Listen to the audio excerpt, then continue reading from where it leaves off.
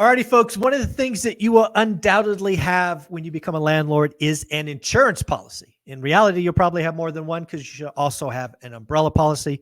What we're going to do here with the CEO of Steadily is we're going to say, hey, what should a landlord do when they're comparing policies? Because again, we might think what is the rate or the fee for the year, but there's actually other things that we should look at because all policies are not equal. So today is going to be a lot of education. We're going to also talk about some confusing terminology. But at the end of the day, what I hope happens is you look at your policy, you reach out to Steadily, get another quote, and you decide what is better for you. So, Darren, thank you very much for being here. It's good to be back. Awesome. Well, you are now part of the One Rental at a Time family. A lot of people have had great success with Steadily. But let's also not forget our job is to provide some education and value, which today's session should be all about. So where do you want to start in educating somebody about an insurance policy quote or comparison? I thought we could start by looking at an actual policy that I pulled up for my house from Steadily and go through those coverages one by one and frame it from the context of you just went somewhere and you got a quote, hopefully from Steadily, but maybe not. And you're looking at the coverages and you're trying to figure out what is not going to be covered, or what are the scenarios in which I'm going to be surprised? Because there's a tendency, I know that I was this way 6 or 7 years ago. When I bought a policy, I just assumed that there was the headline number, which is the maximum limit that the insurance company is going to pay. And I think a lot of folks intuitively understand that. But I just naively assumed that pretty much every scenario that could happen was going to be covered by that policy. And that is not true. So I think it's important to look through the policy and understand for each one of these coverages, what type of damage to the property or situation that could happen? Is it trying to either change your deductible, how much you're going to have to pay out of pocket? Is it trying to cap the exposure of the insurance company at some limit? Or is it even saying, we won't cover this at all? And I think that the way that policies are written, especially like the deck page, we'll talk about that terminology in a bit, they tend to focus on what they do cover, and they're just silent on what they don't.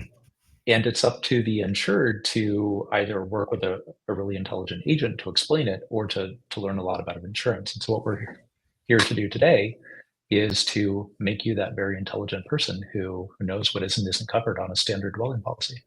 I love it. Again, this is why I work with partners that not only provide great service, but also education. And this is a big one because, again, I think a lot of folks get that deck page or they get multiple quotes and we just don't know what we don't know. And we often focus on the bottom end number that may or may not be the right decision. And likely you're making a choice that maybe hurt you if a couple of things happen. So take it away.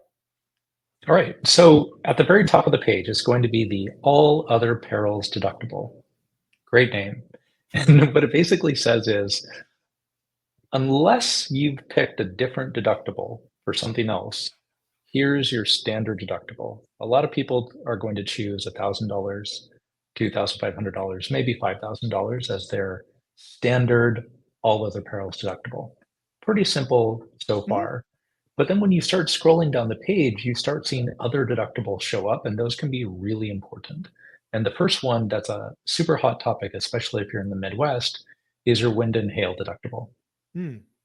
That's going to be a separate deductible. And very often a carrier will not quote that as a specific dollar amount, like 2,500 or 5,000. They might quote it as a percent, 2%. Oh, really? 4%, 5%. And what that's referring to is the percent of your maximum policy limit. So let's say for round numbers that you have a $200,000 policy limit on your rental property, and you choose to purchase a 10% deductible wind hail deductible, which I don't recommend. That means that your deductible is $20,000. So the damage would have to be greater than $20,000 for you to really warrant a claim. Exactly. And there are very few roofs that cost more than $20,000. So that's a huge deductible. More common is going to be 2%. So a 2% deductible on a $200,000 policy, $4,000. okay, that's still pretty rich, Yeah. especially if you have like $1,000 deductible as your all Right. other perils deductible. But it's in the realm of reason. But you can see that as the insured value gets higher, like if you're in a competitive urban market like Los Angeles or where good luck finding a $200,000 rental. Let's say it's more like a $400,000 or $500,000 rental property. Maybe it's got 3 or 4 units. Now, Mhm. when you start talking about a 3 or 4% deductible, you're still talking about $10,000, $12,000 as your wind That's a, hail deductible. that's a It's big high. That's a big number. And again, I just want to make sure for the audience, these are not cumulative. So you're not paying the 2,500 all perils plus this. They're basically saying, hey, we're carving out wind and hail, separate deductibles, separate item. Um, correct? That's right. That's Awesome. correct. And the reason why wind hail has been carved out, it wasn't always carved out. The reason why it's been carved out by most carriers over the last 5 to 10 years is it's kind of a reaction to the property equivalent of the ambulance chasers that you see billboards for on the highway. So after any type of hail event, guys on clipboards are going to roll through the neighborhood and they're going to knock on the door and they're going to say, there was just a hailstorm. I can get you a new roof. Right. Do you want to sign this document and I'll get you a new roof? Well, you and I both know there's no such thing as a free lunch. Somebody's paying for that roof. And the answer is the insurance company.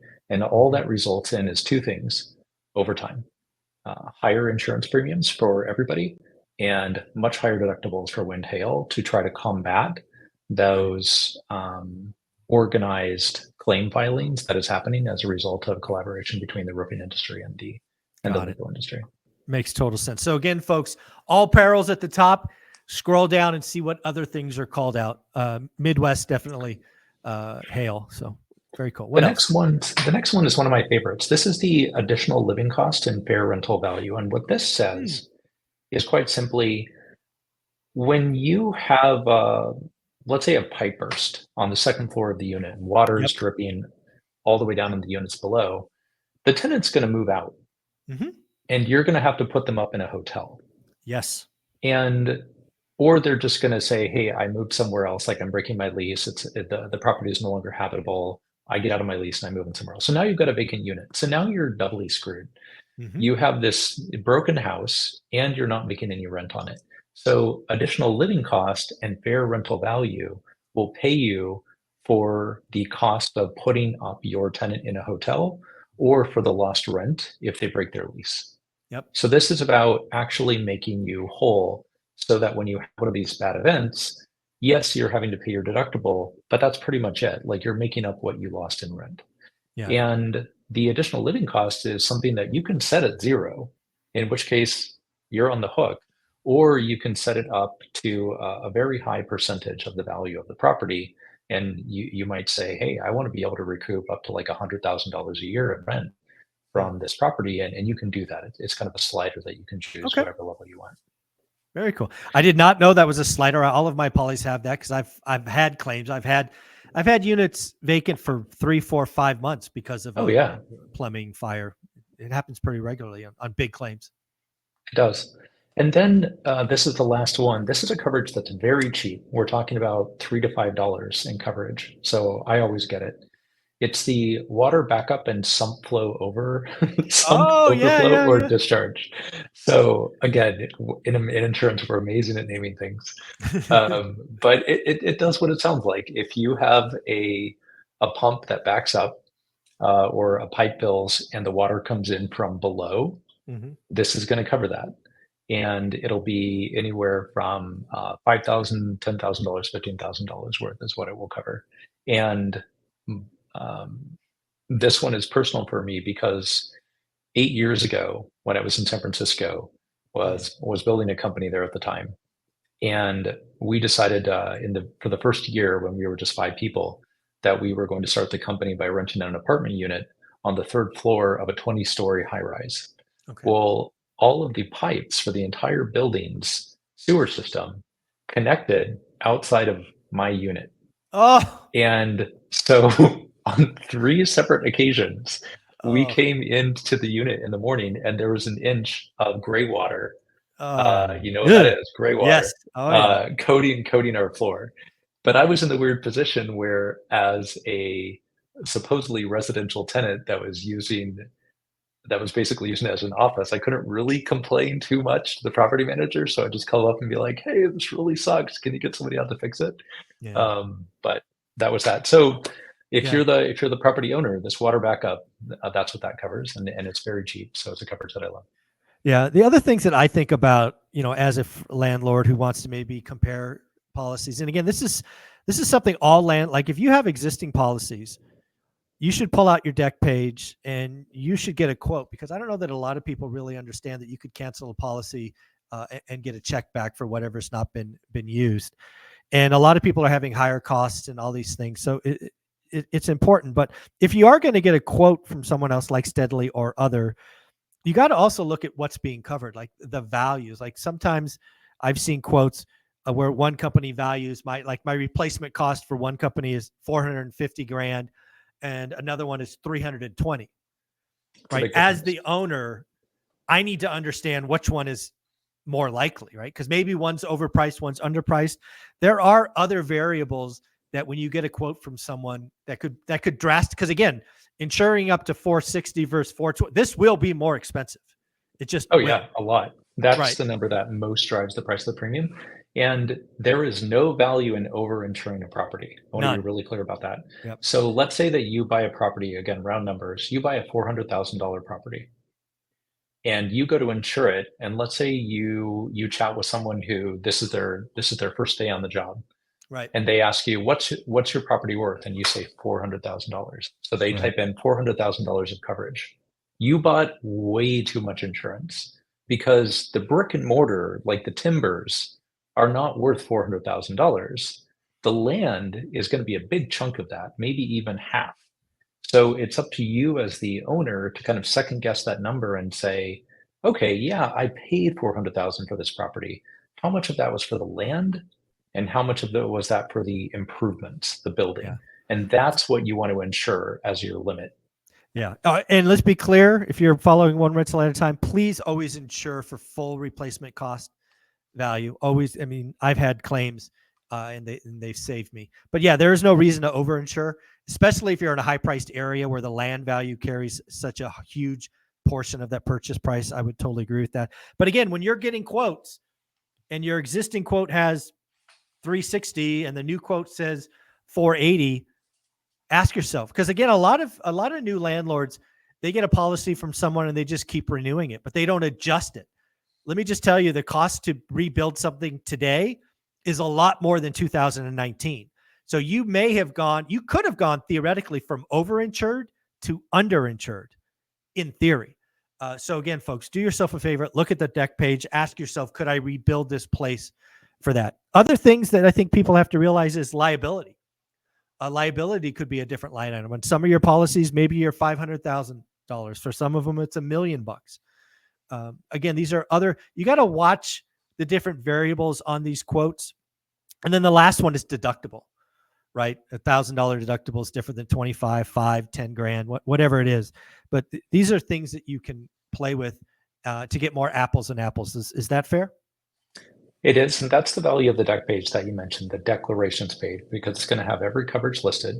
And so then when you're comparing different options, you take those deck pages and you put them up side by side and say, okay, if one policy is $500 a year cheaper, what's driving it being cheaper? And hopefully it's not just that they significantly reduced your coverage limits or raised your deductibles. Like, you really want to look at that apples to apples comparison.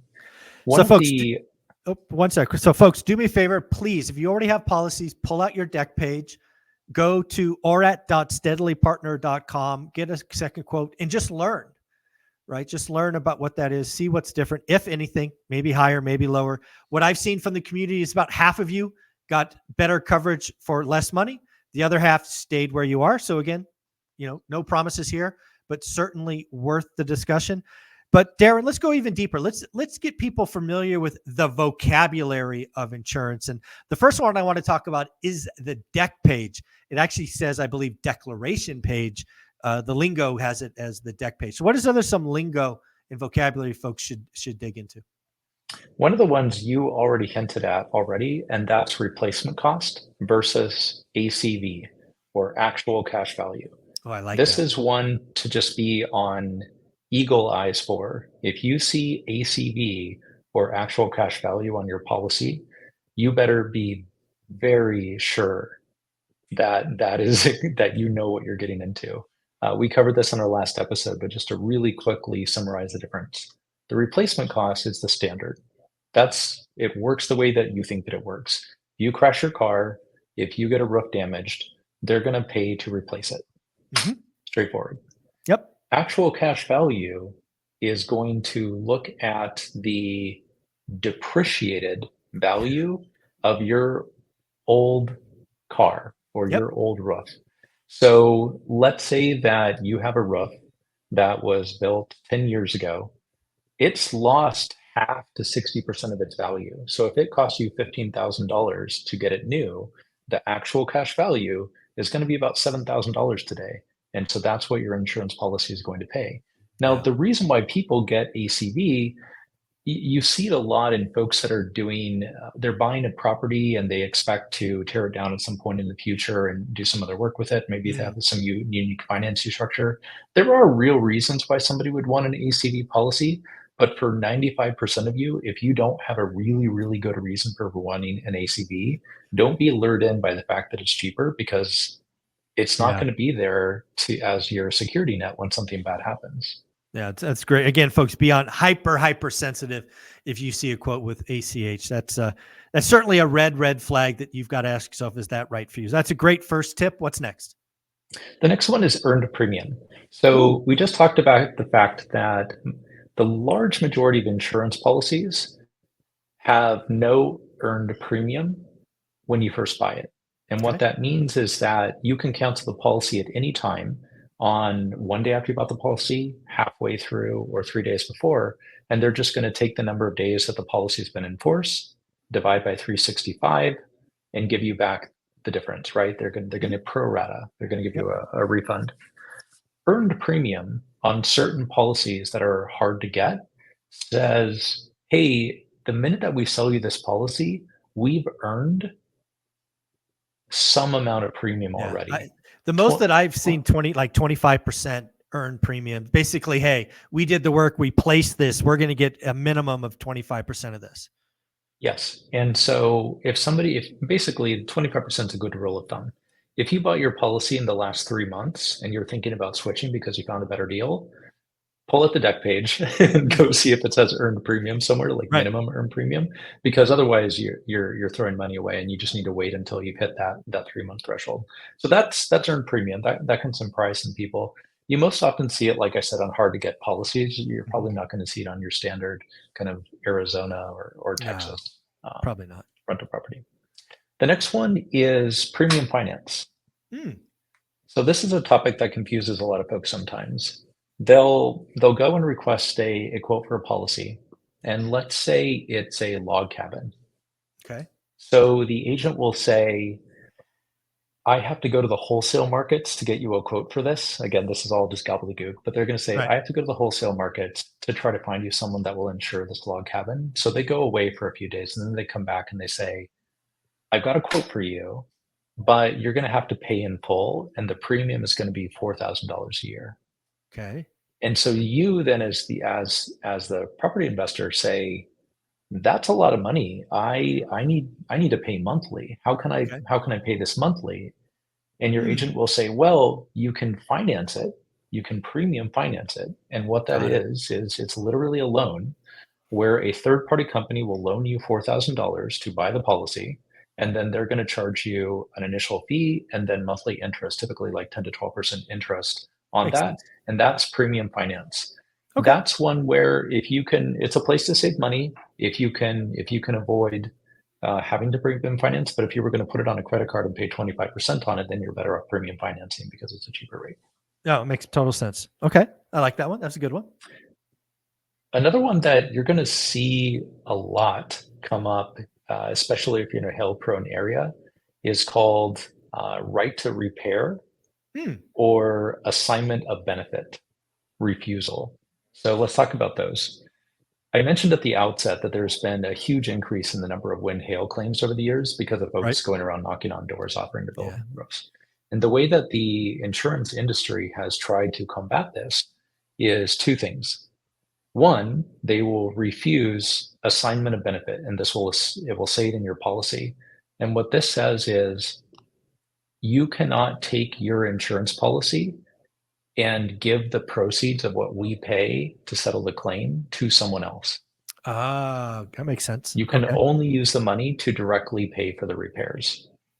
And Got it. that concept is called assignment of benefit, and many policies these days will prevent it to try to combat this public adjuster industry. Got The it. related one is right to repair. So if someone comes to an insurance carrier and says, "Hey, I found this insurance company or I found this roofing company, and they're offering to repair my roof, and they're going to give me a $5,000 rebate check if I take my business to them to repair my roof." The insurance company is probably going to say, "No, we're going to invoke our right to repair.